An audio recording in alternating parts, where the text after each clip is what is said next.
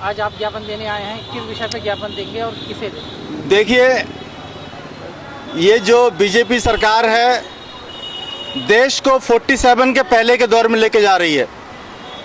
जैसे पहले राजाओं के पास ही सारे खेत होते थे, सारे संसाधन उनके पास होते थे।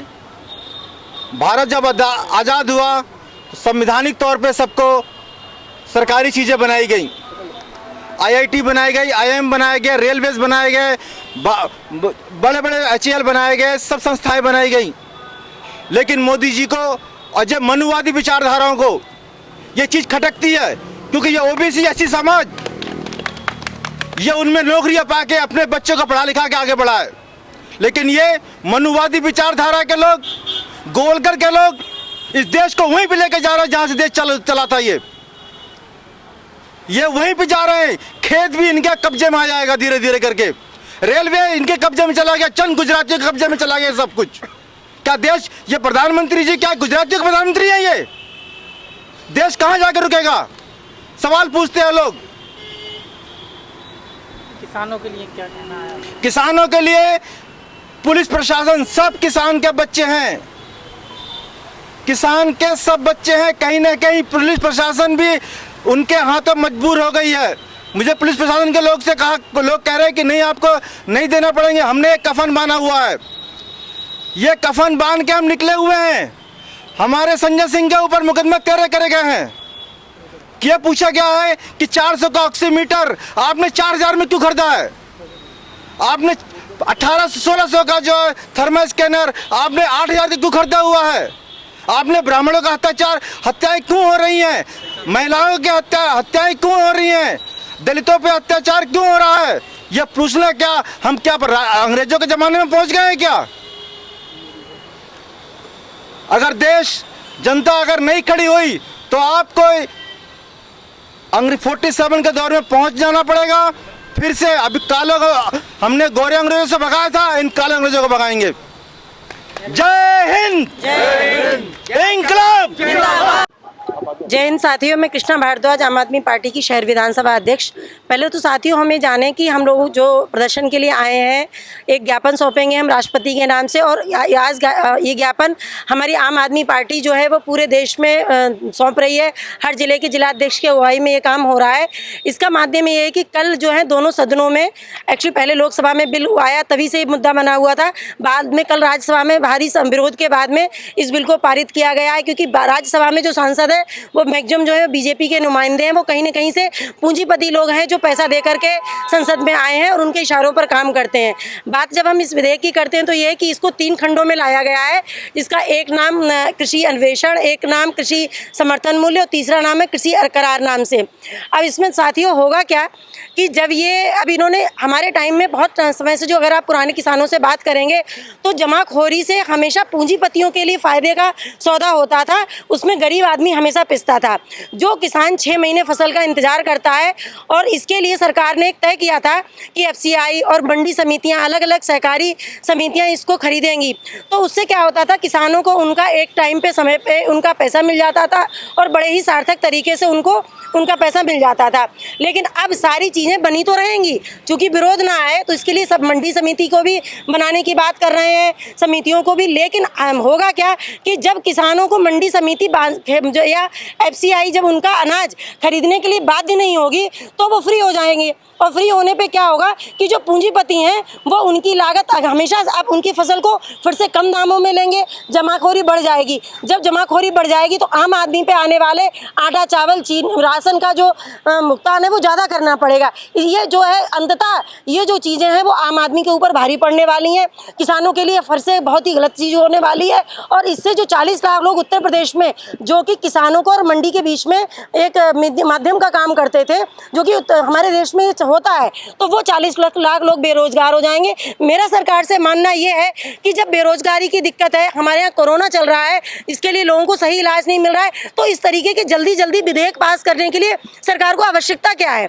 जब आपके घर में आदमी बीमार है तो उस समय में आप पार्टी कैसे कर सकते हैं? तो सेम वही कहानी इस समय यहाँ पर हो रही है कि अनंत जो विधेयक है ये पूंजीपतियों के लिए लाए जा रहे हैं, देश को निजीकरण की आग में झेला जा रहा है। इससे निस्संदेह हमारे देश के हालात बहुत ख़राब होने वाले हैं। तो इस तरीके से हो रहा है।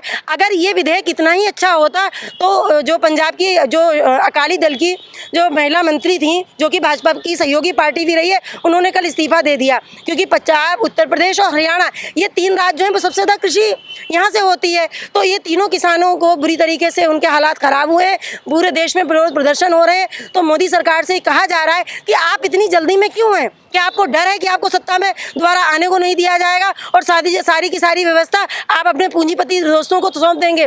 तो मेरा मानना यही है कि इस तरीके से विधेयक से सरकार हमारी जो आम जनता है, सरकार जो जनता के चुनने के लिए आती है, सरकार जनता के लिए होती है, वो जनता के खिलाफ कहीं ना कहीं काम गलत तरीके से कर रही है। तो इसकी हमारी मांग है कि इस विधेयक को ख़त्म किया जाए, इसको जल्दी इसको दोबारा से करके ये जो मौजूदा हालात खड़े करे हैं इनको ख़त्म किया जाए। धन्यवाद साथियों। अमित कुमार, SC/ST प्रकोष्ठ, आम आदमी पार्टी बरेली।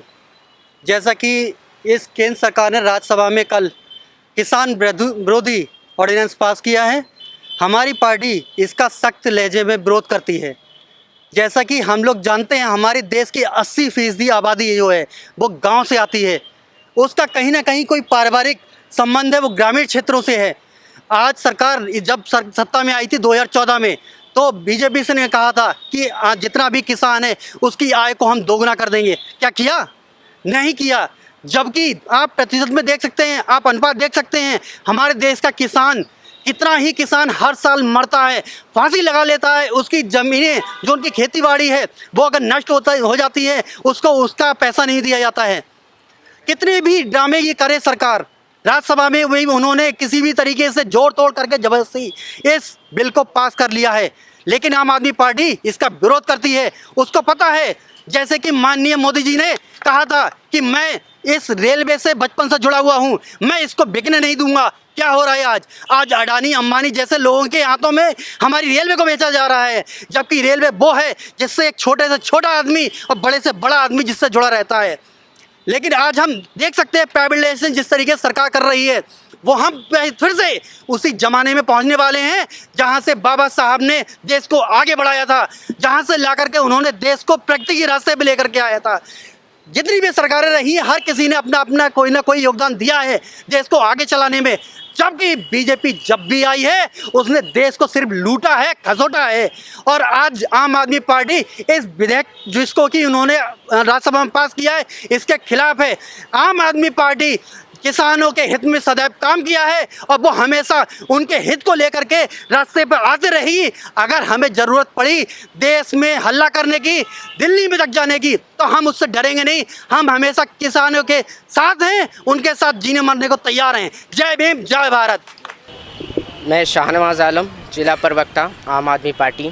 जैसा कि हम सभी लोग जानते हैं, एक काला कानून पास किया गया है दोनों सदनों में। ये काला कानून किसानों को लेकर है। इस कानून में ये बताया गया है और ये लिखा है कि जो मंडियां हैं उनको ख़त्म किया जाएगा और किसान को आज़ादी दी जाएगी कि वे अपनी फसल कहीं भी बेच सकता है। तो साथियों, एक उदाहरण मैं यहाँ देना चाहता हूँ। ये समझ लीजिए जैसे रेलवे स्टेशन होता है, तो रेलवे स्टेशन को ख़त्म कर करके कह रहे हैं अब ट्रेन को चाहे जहाँ से चाहो वहाँ से पकड़ लो। क्या ऐसा हो सकता है? मंडियाँ ख़त्म हो जाएंगी। मुझे लगता है आढ़तियों को ऊंचे स्तर पर आके धरना प्रदर्शन करना चाहिए। 2 दिन सिर्फ यूपी के 70 जिलों के आढ़ती धरना प्रदर्शन पर उतर आए और आड़तें बंद कर दें, सरकार की अकल ठिकाने आ जाएगी। क्योंकि अगर ऐसा होता है, इस कानून को अगर वापसी नहीं लिया जाता है, आढ़ती बेरोजगार हो जाएंगे। हर ज़िले के अंदर हज़ारों की तादाद में आढ़ती मौजूद है और युवाओं को इन्होंने बेरोजगार किया, महिलाओं को इन्होंने बेरोजगार किया। BSNL बेचकर, रेलवे बेचकर सभी सरकारी कर्मचारियों को बेरोजगार करने का काम कर रहे हैं ये।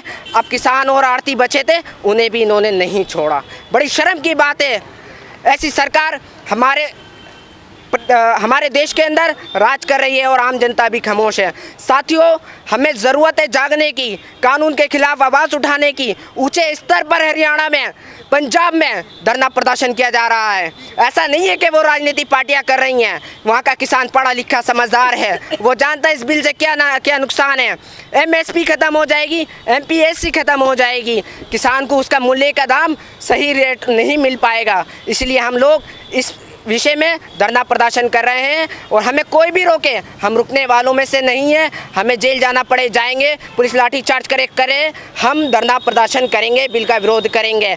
ज्ञापन राष्ट्रपति जी को सौंपा जाएगा DM साहब के माध्यम से। साथियों, मैं सुमन कश्यप, महिला प्रकोष्ठ जिला अध्यक्ष आम आदमी पार्टी से। देखिए, अगर आप सभी लोग जानते हैं हमारे ज़िले की सारी कार्यकारिणी यहाँ उपस्थित है। हम आज इस मुद्दे पे बात करेंगे। जैसे कि देखा जाए, किसानों के साथ जो अत्याचार हुआ है, जो केंद्र सरकार ने जो बिल पास किया है, हम इससे बिल्कुल भी सहमत नहीं है।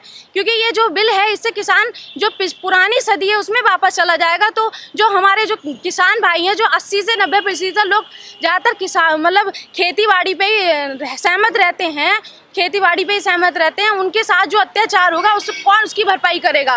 तो हमारा यही है कि चाहे इसके लिए हमें दिल जान और सब हम घर से बाहर हो जाएं। हमें अगर दिल्ली तक जाना पड़े तो हम दिल्ली तक जाएंगे। हम किसानों के खिलाफ कोई भी वो नहीं सुन सकते, इनका विरोध नहीं कर सकते। हम इनके साथ खड़े हैं और आज के लिए मैं इतना ही बोलना